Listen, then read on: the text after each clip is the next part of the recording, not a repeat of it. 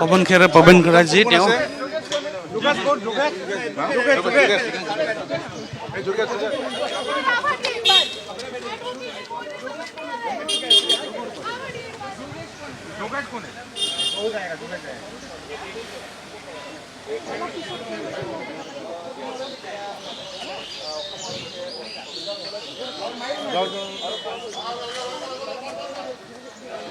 आपका खिलाफ जो एलिगेशन है वो क्या बोलेंगे? जांच होने दीजिए, अंदर जा रहे हैं, अंदर बात करेंगे। डॉक्यूमेंट फेक था बोला है सीएम ने। अंदर जा रहा हूँ बात करने, मुझे बुलाया है इसलिए मैं आया हूँ कानून का पालन करने, क्योंकि न्यायपालिका का और कानून का हम बहुत सम्मान करते हैं। चलिए आने दीजिए। Thank you. মুখ্যমন্ত্ৰীৰ পত্নীৰ বিৰুদ্ধে আচলতে তেওঁ যিসমূহ অভিযোগ আনিছিল সেই অভিযোগসমূহ আচলতে পৰৱৰ্তী সময়ত মুখ্যমন্ত্ৰীৰ পত্নীগৰাকীয়ে সেই অভিযোগসমূহ ভুৱা বুলি আচলতে দাবী কৰি ক্ৰাইম ব্ৰাঞ্চত এটা অভিযোগ দাখিল কৰিছিল আৰু সেই অভিযোগৰ পাছতে ক্ৰাইম ব্ৰাঞ্চৰ দুটাকৈ দলে দিল্লী আৰু হায়দৰাবাদত গৈ তেওঁৰ বাসগৃহত তেওঁ য'ত য'ত থাকিব পাৰে সেইসমূহ স্থানত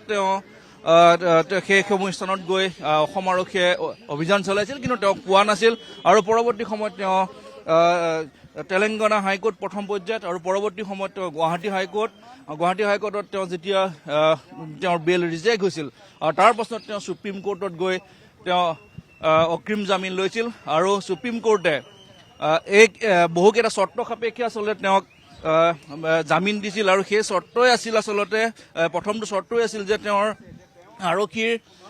আৰক্ষীয়ে যি এটা তদন্ত কৰি আছে সেই তদন্তত তেওঁ আচলতে সহযোগিতা কৰিব লাগিব আৰু দেখা পোৱা গৈছে সেই যিহেতু তদন্ত এই মুহূৰ্তত চলি আছে, গতিকে তেওঁক ভিতৰলৈ এই মুহূৰ্তত আৰক্ষীয়ে তেওঁক লৈ গৈছে। বহুকেইগৰাকী কংগ্ৰেছৰ নেতাকৰ্মী আছে। বাইদেউ মই আপোনাৰ ওচৰলৈ আহিছোঁ অকণমান, কি ক'ব এই মুহূৰ্তত যে তেওঁ আজি হাজিৰ হৈছে, তেওঁ যিসমূহ অভিযোগ কৰিছিল চাওক, তেওঁ যিখিনি অভিযোগ কৰিছিলেতো তেতিয়া সেই সময়তো আমি অভিযোগখিনিতো বহুতখিনি কথাত সত্যই হৈ আছে আৰু আজি তেওঁ যিহেতু CM-ৰ মিছেছে এটা তেওঁৰ এগেইনষ্টে কেছ দিছে, গতিকে আজি মাতিছে, তাৰপিছত কি হয় আৰু সেইটোৱে আৰু কি তথ্যৰ ভিত্তিত তেওঁ যিহেতু দুখনকৈ সংবাদ মেল ডেফিনেটলি কিবা তথ্য নাথাকিলে আপোনালোকে তেওঁতো নকয়, গতিকে তথ্য আছে কাৰণেইটো কৰিছে আৰু তেওঁ যিহেতু সেইখিনি থকাৰ কাৰণে আজি যেতিয়া মাতিছে আহিছে, ইয়াৰ পিছত কি কোৱাৰি হয় তাৰপিছতহে ডিটেইলছ ক'ব পৰা যায়। হাতত যিখিনি তথ্য আছে তেওঁ নিশ্চয় আৰক্ষীক নিশ্চয় দিব। এয়া আছিল শিৱামণি বৰা, কংগ্ৰেছৰ এগৰাকী শীৰ্ষস্থানীয় নেত্ৰী।